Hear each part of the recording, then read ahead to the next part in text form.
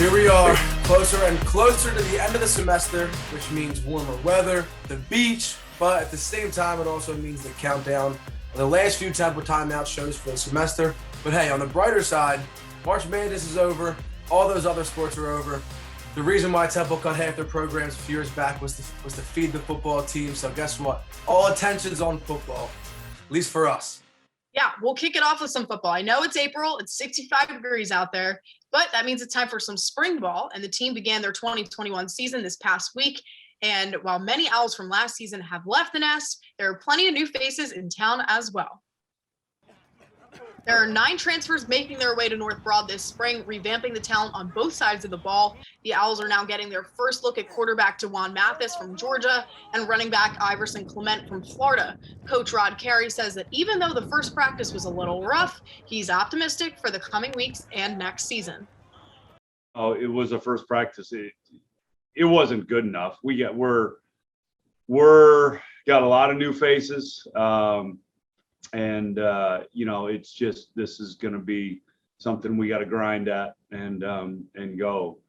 Certainly like the energy, like the athletic ability, like the talent. Well, you always, whether you got a new quarterback or not, it's nice to have those linemen back. You know what I mean? And those guys really set the table for everything that we do. So there are them, and the receivers, quite frankly, have a lot of snaps as well. So those two position groups are really experienced for us. DeJuan, he adds a lot to the table because of that ability for him to run. Like he's super fast, super quick, but on top of it, there's nothing short. I ain't gonna say too much, but the kid is going to be accurate and his arm is going to be there. Like that's the thing. And the Owls, along with these new faces, will have limited time to grind with Coach Carey's plan to practice 4 days a week until completing all 15 NCAA allotted practices. Temple's regular season play will begin on September 4th at Rutgers.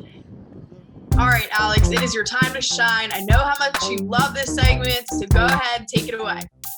I really do love this segment just because, I could choose what's talked about. But this week's Coll's Calls, for the second time ever, we're talking football. I'm sick of March Madness and I'm sick of basketball season, so we're talking football. We have some situations coming up this season for the Temple Owls football team. So today we're going to touch on the quarterback situation, and then we're going to touch on the running back situation. Maybe even flirt a little bit with the wide receivers. But for the quarterbacks, let's start it. We got DeJuan Mathis. I'm sorry, I got to make sure I pronounce that right. DeJuan Mathis, transfer from Georgia. We have Rion Mitchell, who played here last year, and we have Matt Duncan, Mariano Valenti. We have Kamal Gray, and I'm sure I'm missing some because we have a lot. But listen, we're going to have a battle going into this season. DeJuan Mathis, he started the first game for Georgia last year. He won a quarterback battle, so we can't let that go unseen. So he's done that before. He's won a quarterback battle before, but hey, he didn't even last to the end of that game to where he was benched, and that's why he's transferred to Temple now. And then we have our guy, Rion Mitchell, who was going back and forth with Trav Beatty last year during Russo's injury. He showed us what we could do, but hey, if you think about it, he's a runner. He passes the ball here and there, and DeJuan Mathis can do all of that, but he's 6'6", 6'5", around there. He's a big guy, and Rion Mitchell is just maybe 6 foot. So I like that one right there. I like that. So DeJuan Mathis, I think he's going to take the quarterback, the QB1 position for the opening game. Hopefully he can last longer than he did at Georgia. Rion Mitchell will get his packages. I don't know if Rod Carey wants to do what he did last year. I think he'd rather have his guy for the entire season. But hey, Rion is not something you look past. He has experience. In the offense last year in 3 games, he went 0-3. The team wasn't good, so you can't put that on Rial's shoulders, but 233 total passing yards, 1 touchdown, 2 interceptions. But guys, he can run. If you saw him on the Netflix documentary, QB1 Under the Lights, he can run. Last year he showed that in his games with 34 rush attempts and 115 rushing yards. So don't look past him.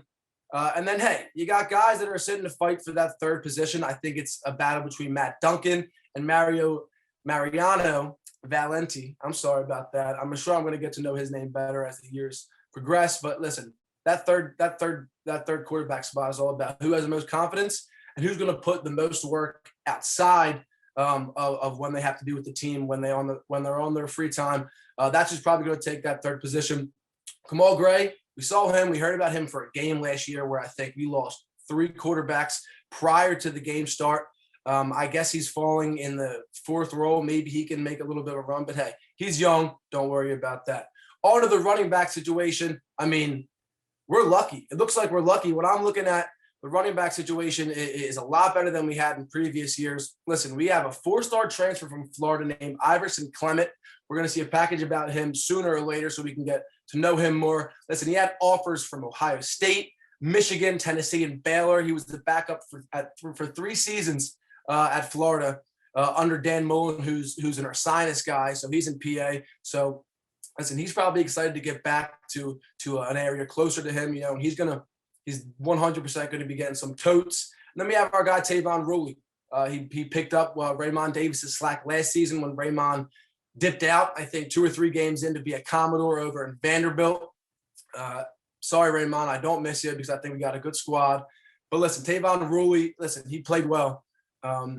He's 100%, not 100%, but he's going to be the RB1 to start it off with Iverson Clement in there. But then we got Rayvon Bonner, kind of like Raymond, because Rayvon Bonner is a transfer from Illinois. In 3 years at Illinois, Bonner rushed for close to 900 yards and scored 10 times. He has the body shape of Raymond Davis, who, like I just said, Raymond, which means Raymond's leaving. He might not be as good, but listen, he's played in a bigger stage, and he's 5'11", and he's 215 pounds. So he's a truck through the hole. He's like Garrett Blunt type of runner. So I'm sure they're excited about him. And then listen, wide receivers, we got Jaden Blue and we got Jose Barbone coming back. Those 2 are electric on the outsides. They weren't enough to make the receiving core an extreme threat. But listen, they also got Ahmad Anderson from Purdue, and the ceiling is very high for him. So, hey, Coll's calls, DeJuan Mathis, he's going to be the starting quarterback with Rhian Mitchell, getting a chance at least to show what he can do. Starting running back is going to go to Tavon Ruley just from straight respect from last year. He didn't give you a reason to not start him. And then you got Iverson Clement and you got Rayvon Bonner. Both they're going to get totes because they earned them. I mean, they're big time Power 5 Florida and Illinois guys. So yeah, they're going to run hard.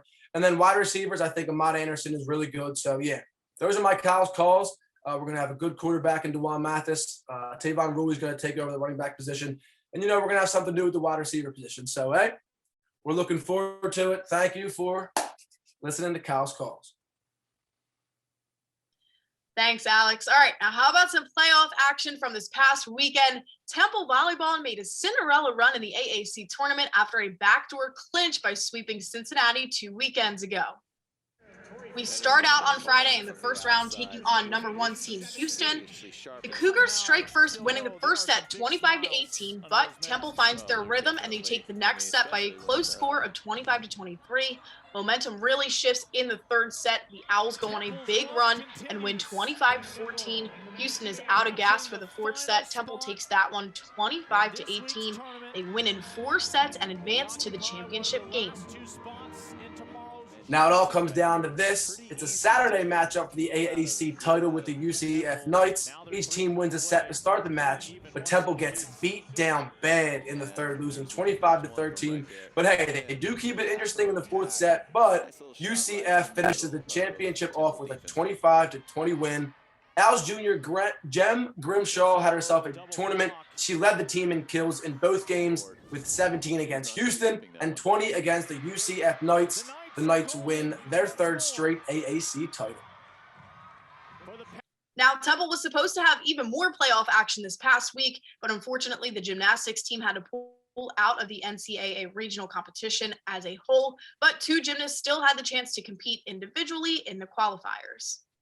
Juliana Rowland competed on vault to start scoring at a 9.85, tying for 14th place overall. Faith Leary took the floor, sticking her passes and finishing with a career-high 9.9. She tied for 3rd place overall, which earned her the title of being Temple's highest scoring and finishing gymnast in NCAA history. Rowland also competed on floor, finishing the night off with a 9.5. Wow, way to cap off a historic season. And some more good news for Owls fans. Both seniors Faith Leary and Tori Edwards have announced that they will be returning to Temple for their 5th year of eligibility next season. Now, before the NCAAs, the Owls clinched their first ever EAGL Eagle Championship title, and Coach Nilsson had to keep a promise that he made to his team. Check this out. Coach Nilsson promised the team that if they met their goal of winning the conference, he would get a tattoo that says the number 212. That is the boiling point of water, which makes a steam engine move. And that has been a central motto for this team throughout their journey in 2021. The gymnast delivered, so he delivered with that tat on his own. I think Coach Nilsson might have just inspired me for my next tattoo, but Mom, if you're watching this, don't worry, that's not going to happen. Anyway, it is time for us to get outside and enjoy the sunshine. That'll do it for this episode of Temple Timeout. Remember to follow us on Twitter @TU_SportsDesk. Yeah, guys, it's a big weekend coming up. It's going to be, just like Brooklyn said, get outside and enjoy the sunshine. Sunday, 75. Okay, get a picnic. Actually, you know what? It might rain, so I don't know about a picnic, but you can do a little run in the rain or something like that. Anyways, ciao.